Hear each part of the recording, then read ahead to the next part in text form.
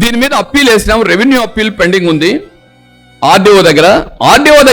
Order రాకపోతే joint collector దగ్గర వేశా last Saturday. Joint collector వేశాను, మర్యాదగా రిసీవ్ చేసుకున్నాడు, మాట్లాడుతూ ఉన్నాము. ల్యాండ్ లొకేషన్ ఎక్కడ అనేది నాకు చెప్తూ ఉన్నా. ఇది బిట్వీన్ తిరుచానూర్ అండ్ రేణిగుంట అంటే అవిలాల ల్యాండా అంటే డిస్ట్రిక్ట్ ఆఫీసర్స్ అందరికీ ఈ ల్యాండ్ మీద ఐడియా ఉన్నది. They are under the grip of some political influence.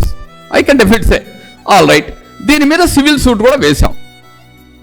Civil suit declaration injection వేశాం అగెనెస్ట్ గవర్నమెంట్. ఇంకా రెవెన్యూలో కాదు అని అర్థమైన తర్వాత అనలైజ్ చేయాలి కదా. డిక్లరేషను అగెనెస్ట్ గవర్నమెంట్, కొన్న వాళ్ళు, అమ్మిన వాళ్ళు, వాళ్ళ జీపీఎస్.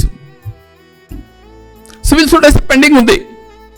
ఈ లోపల పోయి సివిల్ సూట్ వేస్తున్నట్లే భూమిలోకి ఎంటర్ అయిపోయి వాళ్ళు హైకోర్టులో రిట్ వేశారు. ఇన్ని పెండింగ్ ఉంటే రెవెన్యూ అప్పీల్ పెండింగ్ ఉంది. మేము సైలెంట్గా ఉండాల. రెవెన్యూ అప్పీల్ పెండింగ్ ఉంది, సివిల్ కోర్టులో డిక్లరేషన్ ఇంజంక్షన్ సూట్ వేసాము పెండింగ్ ఉంది, హైకోర్టులో రిట్ వేసాము.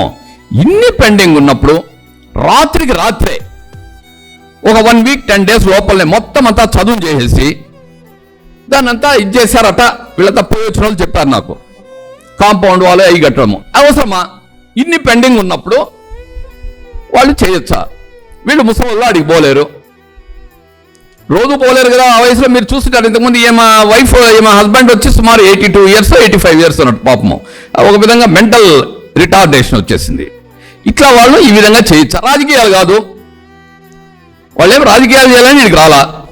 వాళ్ళ ల్యాండ్ను ప్రొటెక్ట్ చేసుకోవడానికి వచ్చినారు. ఎవరు వాళ్ళకు సపోర్ట్ చేస్తే వాళ్ళతో మాట్లాడతారు వాళ్ళు.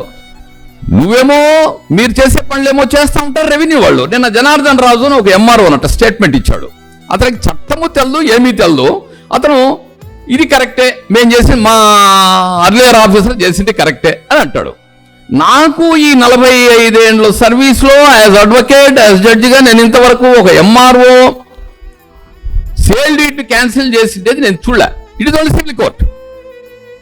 ఒక ఇల్లీగల్ డాక్యుమెంట్స్ అడ్డం పెట్టుకొని రాత్రికి రాత్రే పోయి ఎవరు సపోర్ట్ లేరనే ఉద్దేశంతో ఆడికి పోయి ఈ ల్యాండ్ అంతా కబ్జా చేయడము తప్పు అని నేను చెప్తున్నా.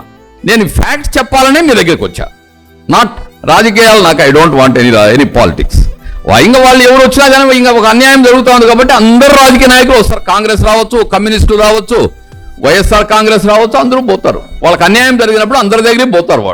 వాళ్ళే రావచ్చు పొలిటీషియన్స్.